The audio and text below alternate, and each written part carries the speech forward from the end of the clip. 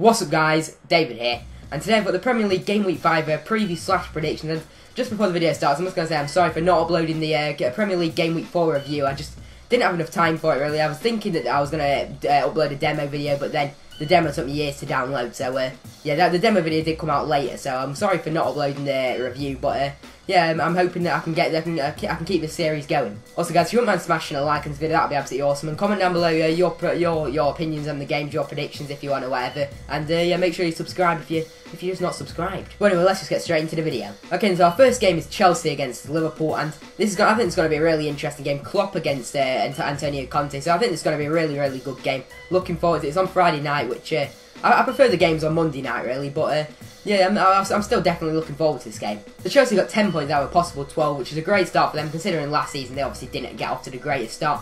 Looking a much better team than last season. Diego Costa's looking like he's back in form again. He got off to a great start this season, scored a bunch of goals, so he's looking good. As for Liverpool, I think they can be a really good team this season. I just think they need to get more consistent. That's been the troubles since Klopp's taken over, so I just think they need to get a bit more consistency, but they can definitely have a good season this season. So for this game, I'm going to predict a Chelsea win. I reckon it'll be a really close game, but I think it could be quite a high-scoring game, but I'm going to predict a Chelsea win for this one. So our next game is Hull against Arsenal, and to be fair to Arsenal, they've managed to pull it back. They got off to a bad start against Liverpool. Fans weren't happy. They've made a few signings now, which is good for them, and yeah, they're looking a lot better now. They've managed to get a good point against PSG in the Champions League, which that'll do the confidence very good. So yeah, I think it'll be a good game for Arsenal. As for Hull, they've been the surprise of the season, I'd say so far. So I think Hull will definitely give Arsenal a good game, but I just think Arsenal are too strong for Hull, so I'm going to predict an Arsenal win. So the next game is Leicester against Burnley, and Leicester, the Premier League champions, haven't got off to the greatest starts in the Premier League. Just managed to get a win though in the Champions League against Club Brugge, which is good for them. Good start in the Champions League. They'll be hoping they can maybe even top the group, because they can. I definitely think they can top the group. But as for Burnley, they've not got off to a bad start, but they've not really got off to a good start. I think they just need to get a bit more consistent. Against Liverpool, they were amazing. Then against Chelsea, they weren't great, to be honest. So yeah, just managed to get a point against Hull in the last game as well, which isn't terrible for them really, I'd say, because I think they would have taken a point going into it. But for this game, I think Leicester will be able to win this game. I think they'll be able to win it by quite a few. I really do like the attack of Leicester. They got Slimani there, I think it's a good player, and then they got Vardy and Musa, who've just got so much pace. So the next game is Man City against Bournemouth, and City last week were just amazing. I was kind of expecting a United win going into it, but City, they were just amazing. The first half, United couldn't do anything against them. City were just too good. De Bruyne was on top form, so was David Silva. Really good games from them too, and yeah, solid game from the defence of City as well. But the only really down point in the game was Claudio Bravo. Didn't get off to the greatest of debuts, I think it's fair to say, and yeah, he couldn't really deal with the physicality of the Premier League. It's a lot different in the Premier League, obviously, than like the Spanish league. So I think it'll take a bit for him to get used to, but I think he'll be able to become a decent keeper in the Premier League. At least City will be hoping that. Joe Hart would have probably been sitting there laughing about what happened with Bravo, but then I'm pretty sure he made a howler later on that day for Torino, so he didn't get off to a great start. As for Bournemouth, they picked up a good win against West Brom, really big win for them, so they'll definitely be happy with that, but I just can't see them beating City or even getting a point, just because City are just looking so strong at the moment. So the next game is West Brom against West Ham, and I don't know what happened with West Ham at the weekend. Just they were 2-0 up, it was all going well for them, and they ended up conceding 4 and losing 4-2 to Watford in the end. Watford have really impressed me so far though, but West Ham, for a stadium of that size, they need to really take that big step and try and get into the Champions League, or at least challenge there, maybe come close, but really they need to be getting into the Europa League minimum. They didn't even qualify, which isn't great for them. They should have got at least to the group stage. With a stadium like that, they need to just do better.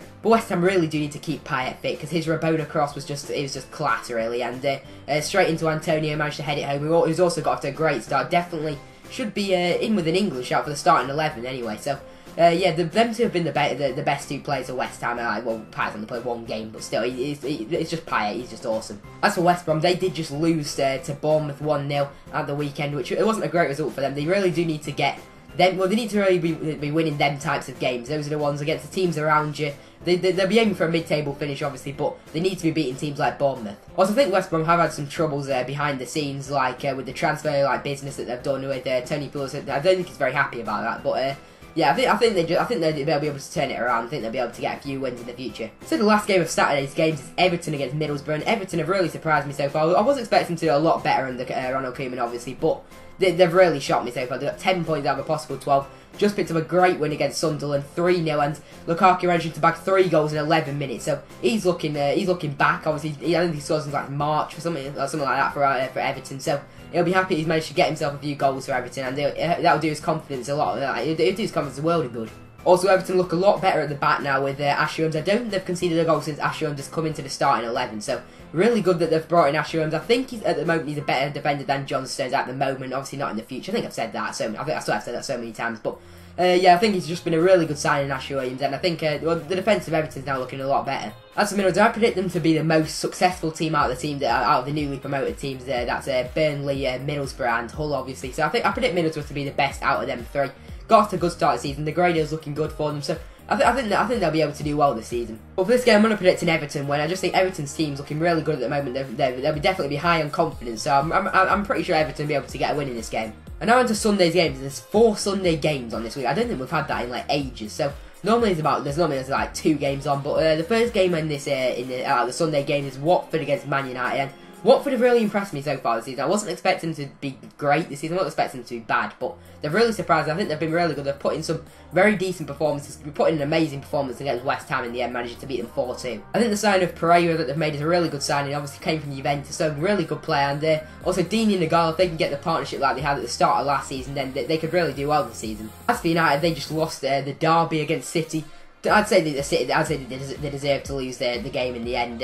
Maybe a penalty shout, but I just think City deserve to win. City were too good for them, I'd say. I do think United will bounce back. They really do need to anyway. They have to get a win just to keep up with City and keep up with Chelsea as well. So they need to be getting a win this game. I'm going to predict that they will get a win, but I don't think it'll be an easy game for them. I think Watford will give them a really good game. Now this game is Crystal Palace against Stoke, and Crystal Palace did just manage to get a win in the last game, and yeah, they'll be happy with that. They've made 2 decent signs. Benteke's gone straight away in his debut. They've got off to a great start since he signed for Crystal Palace. I think that's a really, really good signing for Crystal Palace. And also, I think Remy's injured at the minute, but when he gets back, I think Crystal Palace do have a really good attack. As for Stoke, I don't know what's happened with them. They just lost 4-0 to Tottenham. I think they're bottom of the table at the moment. So they started off badly last season, but they really do need to be getting the 3 points on the board this game against Palace. But I just don't think Stoke are going to be able to get a win. I'm going to predict a Crystal Palace win. I think Crystal Palace will be high in confidence with that win.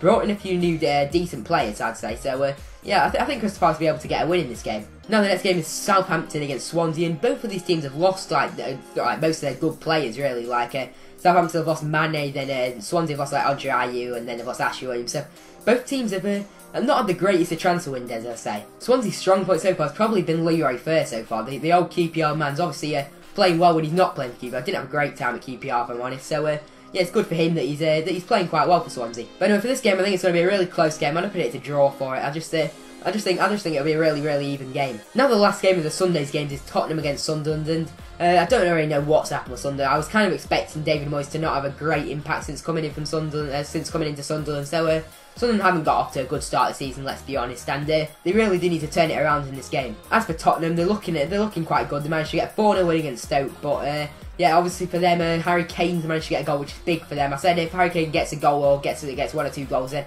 I think he'll get his confidence back. So I think Harry Kane will be able to turn it around now for Tottenham. I think he'll be able to get quite a few goals this season. So for this game, I'm going to predict a Tottenham win. I just think Tottenham's team's too strong for Sunderland. David Moyes, it's not gone too great for him at Sunderland, so I don't see it changing for him. Okay then guys, so that is it for this Premier League preview / predictions. If you have enjoyed, please do drop a like on it. It'll mean a lot, and it takes like 1 second. Also, comment down below your thoughts and predictions or whatever you want to comment, and yeah, make sure you subscribe if you're not subscribed already. But anyway guys, that's about the end of the video, so I hope you've enjoyed. Thanks so much for watching, and I'll see you in my next video.